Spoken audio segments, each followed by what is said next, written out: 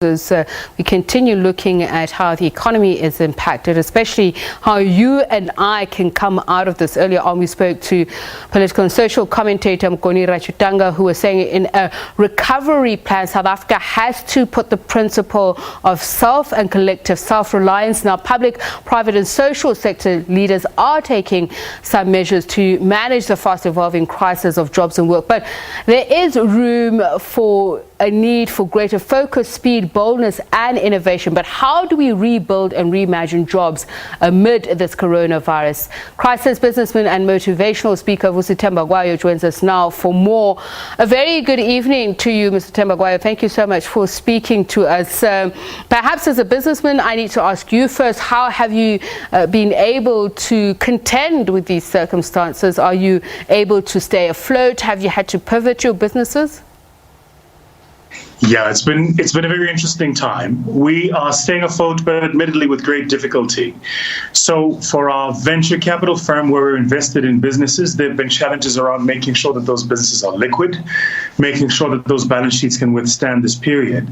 And of course, the difficulty around the extensions of this lockdown and now the phased approach means that every plan you have needs to change every single time the scenario changes. So that's been difficult. Coincidentally, for my public speaking business, I was supposed to be on tour. So I had a European and a US tour coming up, and I've had to cancel those dates.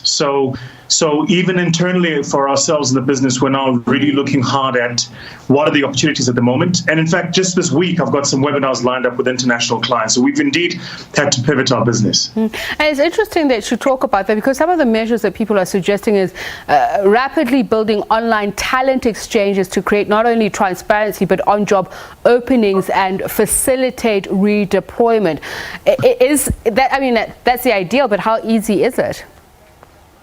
So, I mean, I think that's a great idea. There are some platforms like that already exist. So there's TaskRabbit, there's Upwork, there's several global platforms where talent moves away from the permanent employment scenario into a more task-based or project scenario, kind of what is the freelancing world. Admittedly, it's difficult for an industrialized economy, so you can't really do that for a factory, say. And I think that's going to be the challenge of the future. I think what South Africa has to decide is, what does the South African economy look like going forward? This is a fundamental rethink of everything we've thought about in terms of what makes up our economy. What is the contribution of labor versus automation? A big conversation we need to have. What's the role that our financial system plays? Because I'm baffled at why the financial system has kind of been allowed to carry on and continue debiting people's accounts when everybody else is not allowed to work. So I do think that there's going to be, and there needs to be, a fundamental rethink in how we put together the South African pact of what our economy looks like. Now, some people are speaking of reskilling at speed and at scale. It's problematic if you don't have requisite skills for this economy, or the one that we were in previously to begin with. And we've been showing in our pictures, we spoke earlier on with another HR expert about the informal sector.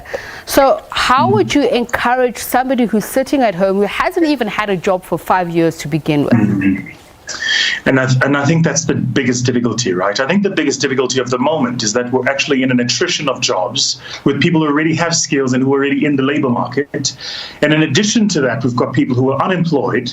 And in addition to this, we have people who are going to join the queue of unemployment. Just today, it came out that Emirates is considering cutting 30,000 jobs. And that's just Emirates alone in terms of what's happening in the aviation space. So clearly, there's a big rethink there. I think the best piece of advice for any person watching this conversation, thinking about their own jobs and their own future and what that means, is simply to stop thinking about the job and actually to start thinking about the value. Now, so I've been saying this for the past 10 years, and I've been slated for saying it. But South Africa's problem was we focused on job creation, not value creation. If you create economic value, as a consequence, jobs would result. It's not a linear system, so it's not a one-to-one program, but it does create that opportunity. So if you're a young person watching this conversation, or you're a person who's unemployed, the real question for you to ask is, where is there that you can participate in? Where's the economy going? What are the sectors that are growing? And how can you become a part of that system? Because if you add value to the system, you become employable. And that's an easier lot than simply looking for the job, which is kind of the way things were in the past. And we don't want to be dependent on the state or government, business associations. But how would these entities, though, incentivize others to be able to provide that value, or at least attract it? Yeah, great question. So I think our state definitely has to rethink its program around deployment of capital to enable business to create these entities. It definitely has to rethink it. The way we've been doing it clearly doesn't work and hasn't worked to the best of what we need done. I think what the state needs to do is to have a program, a very clear program, in terms of what sectors of the economy do we want to develop. Now, I wrote an article about this, which was featured on Bloomberg, talking about the lessons that South Africa can learn from Bangalore, or what I call Silicon Bangalore. And what India, in effect, did is it didn't try to build an economy that was an industrialized economy and a technological economy and a financial economy. They just went, we're going to build a technological economy. They became really, really good at one key component of contributing to the rest of the world. China did it in terms of manufacturing. Now it's Vietnam in terms of manufacturing. So what we really have to think about as South Africa is, when you think South Africa, what is the one thing we must be number one in the world at? If we get that right, then we can build an entire value chain and integrate that value chain into the rest of the world. That's, I think, the first point. The second point is, I think South Africa's big businesses really have to rethink the economic value they bring to the country, but also the social value that they bring to the country. Because this idea of big firms being built in, industrial areas and selling goods and products into townships, and never really thinking about how do they include the townships and the consumer markets in their production system or in their value chain, that's old, it's dead, and South Africans have to insist that big businesses must rethink that. And it's very interesting that you should say that, Mr. Thembekwayo, because I'm thinking we've been saying how small businesses or micro businesses are most at risk, and in order to come out of this, building alliances is something that's also being flagged as something that could help alleviate the problem. In a capitalistic society, though, one can hardly imagine how that's going to happen and how those big corporates won't cannibalize the micro businesses. 110%. And by the way, that's kind of where we've been. So if you think about, and I'll give you a great example, Sepiso. If you think about fintech, which was a buzz for 3 or 4 years. But what happened with many of the small fintech players is the minute they reached critical scales, the large groups bought them. The big insurance companies bought them. The big banks bought them. So you have to, as a government, again, set the agenda that you need to have disruptive businesses that are going to create a new normal. The way things are just isn't normal. South Africa has 55 million citizens. We have the largest middle class in the continent, bar Nigeria, depending on how you define the idea of middle class. But that notwithstanding, Kenya, which is a middle class, a quarter the size of ours, has 44 banks. We've got 4. 5 if you want to really broaden the definition of what is a mainstream big bank.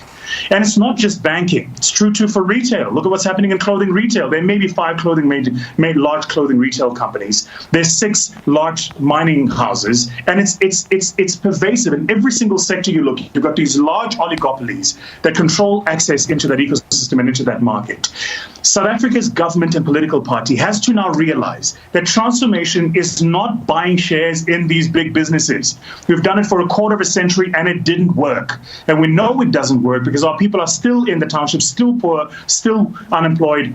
No job, no income, no assets, what they call the ninja generation. That's still the case. So the only way we're going to do it is if we broaden economic participation and get more players in the boat. Just a quick last note for you.